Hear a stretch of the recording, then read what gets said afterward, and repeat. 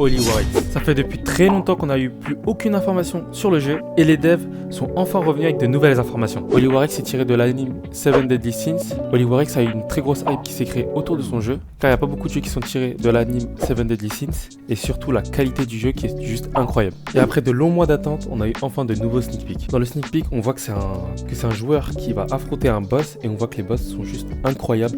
Les VFX du boss, elles sont juste magnifiques, rien à dire sur ça. Le boss, il a l'air d'être ultra puissant parce qu'on a vu qu'avec seulement quelques attaques il a déjà réussi à étourdir le joueur.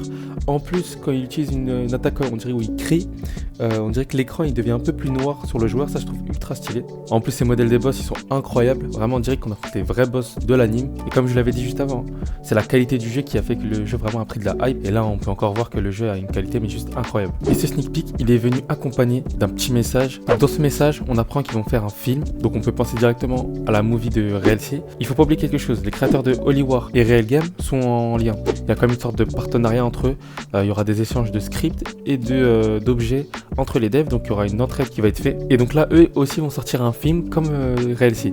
Donc dans ce film-là, ils vont montrer le combat du jeu qui a été retravaillé. Ils vont nous montrer aussi le mode des races, les batailles de boss et PvE. Ils vont aussi nous expliquer comment on va pouvoir progresser dans le jeu, tout ce qui est cuisine, la fabrication de potions, l'amélioration d'armes et d'armures. Ils vont aussi nous montrer la capacité des armes et des pouvoirs qui ont été retravaillés eux aussi, les maps qui ont été adaptées au nouveau style du jeu. Dans cette movie, ils vont aussi nous montrer des nouvelles armes qui ont été rajoutées, de nouvelles armures, on a juste hâte de voir ça, et d'autres petites choses. Et dans ce message-là, ils avaient dit que le film arriverait ce mois-ci. Je pense qu'il va peut-être arriver en janvier, parce que là on est en fin décembre et il n'y a toujours pas eu le film. Aussi, ils ont dit qu'on pourrait plus acheter le premium une semaine après la sortie du film. Je trouve ça assez paradoxal parce que si la sortie du jeu s'approche et qu'on empêche aux gens d'acheter le premium, je vois pas forcément l'intérêt, mais après je pense que c'est un truc qui est très bien réfléchi, c'est juste moi qui n'arrive pas à comprendre. S'ils enlèvent le premium une semaine après la sortie du film, ça voudrait peut-être dire qu'on aurait une potentielle date de sortie qui serait assez proche. Après là ça reste que des suppositions. Ils pourraient peut-être faire ça pour pousser les gens à acheter le premium parce qu'ils vont se dire bah après je pourrais plus avoir le premium. Ça peut être aussi ça leur stratégie. Mais c'est vrai que d'empêcher d'acheter le premium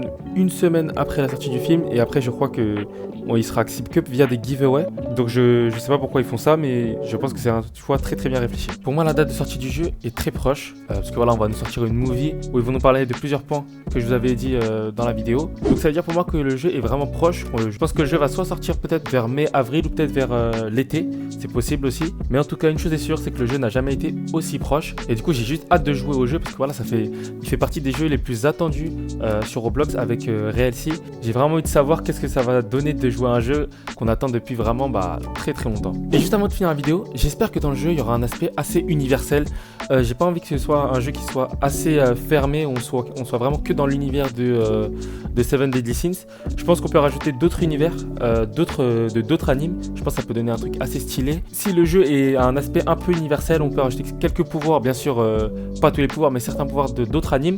Ça pourrait rajouter, je trouve, un truc assez stylé. Il y avait des jeux Roblox qui avaient fait ça et je trouvais que l'idée était pas mal. Et je pense que ça peut être une bonne idée de rajouter certaines attaques qui viennent d'autres animes, par exemple One Piece et le Haki ou d'autres choses, mais voilà, il faudra voir comment ça va s'adapter au jeu. Et du coup c'est déjà la fin de cette vidéo. Si la vidéo vous a plu, n'hésitez surtout pas à liker, à commenter, à partager et à vous abonner. Et moi je vous dis à la prochaine pour une nouvelle vidéo.